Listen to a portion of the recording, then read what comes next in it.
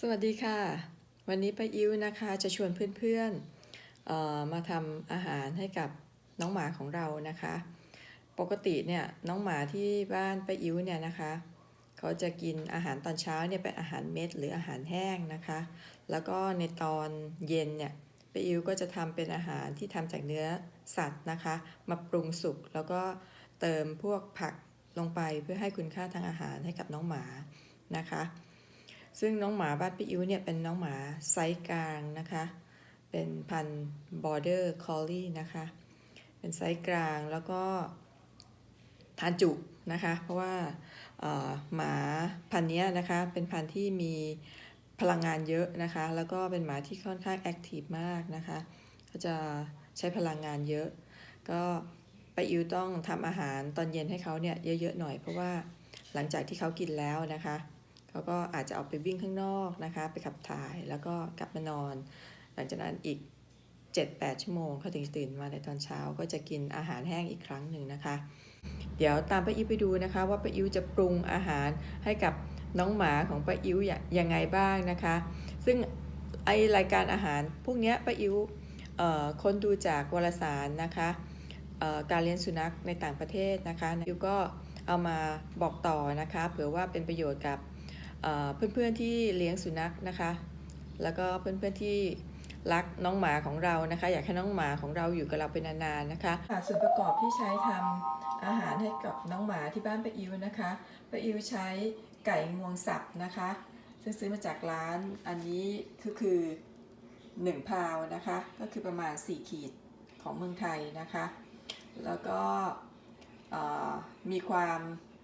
ลีนนะคะ 93% แล้วก็จะมีส่วนไขมันอยู่แค่ 7% นะคะแต่ก็ถ้าเกิดว่าเพื่อนๆที่เมืองไทยนะคะไม่มีไก่งวงหรือหาไก่งวงลำบากนะคะไม่ต้องจำเป็นต้องใช้ไก่งวงก็ได้นะคะอาจจะเป็นไก่สับนะคะก็จะใช้ได้เหมือนกันนะคะอันนี้ป้าอิ๋วใช้แค่1 พาวนะคะซึ่งจะอยู่ได้ประมาณสัก3 มื้อค่ะนะคะส่วนประกอบที่สำคัญอีกอันหนึ่งที่ป้าอิ๋วนะคะใช้ในการทำอาหารให้กับน้องหมาของป้าอิ๋วก็คืออันนี้ค่ะจะเป็นแครอทนะคะหั่นครึ่งถ้วยนะคะแล้วก็บรอกโคลีนะคะอีกครึ่งถ้วยก็เรามาเตรียมนะคะในหม้อค่ะป้าอิ๋วจะเติมน้ำลงไปนะคะทั้งหมด5 ถ้วยนะคะแล้วก็เราจะเปิดไฟ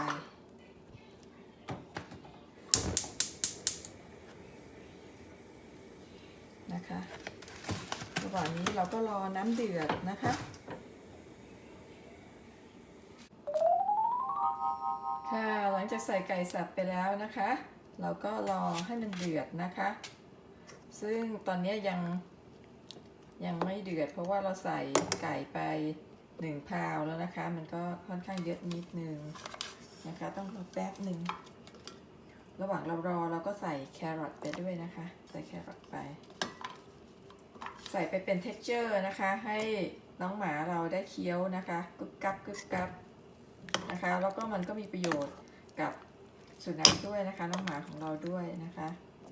ที่ป้าอิ๋วทำเนี่ยสามารถใช้ได้3 มื้อนะคะประมาณ3 วันก็คือช่วงเช้าน้องหมาบ้านป้าอิ๋วกินอาหารแห้งนะคะอาหารเม็ด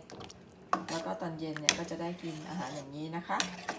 ที่ทำป้าอิ๋วทำสุกแล้วก็เอามาผสมกับไข่1 ฟองนะคะ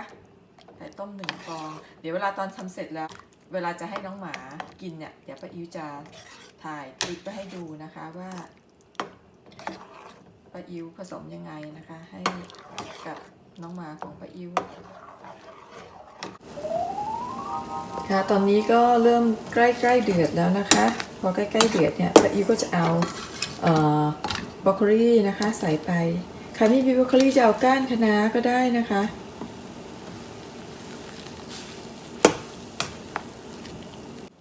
ตอนนี้ก็รอแป๊บนึงพอเดือดอีกครั้งหนึ่งก็เป็นอันใช้ได้นะคะเราก็แบ่งใช้ไว้นะคะที่เหลือก็เอาเข้าตู้เย็นพอเวลาจะใช้ในครั้งต่อไปแล้วก็มาเข้าไมโครเวฟหน่อยนึงนะคะให้มันอุ่นๆแล้วก็ผสมข้าว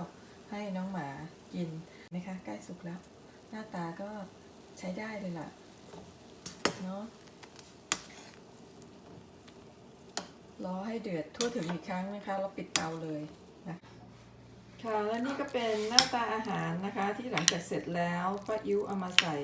ชามเตรียมไว้ให้น้องหมาที่บ้านป้าอิ๋วนะคะป้าอิ๋วก็จะเพิ่มไข่ไปให้เขา1 ฟองด้วยเพิ่มโปรตีนให้เขานะคะแล้วก็อาหารเพิ่มโปรตีนให้เขานะคะ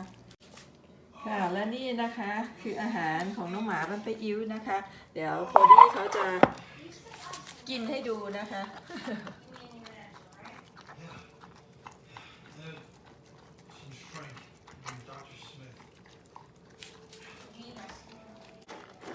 นี่นะคะผลงานดีมากผลงานดีมากนะคะโคดี้เล่นสเกียงเลยนะคะงั้นจากไปก่อนนะคะเดี๋ยวไปอิ้วลงรายการอาหารที่หมากินไม่ได้ให้ดูนะคะว่ามีอะไรบ้าง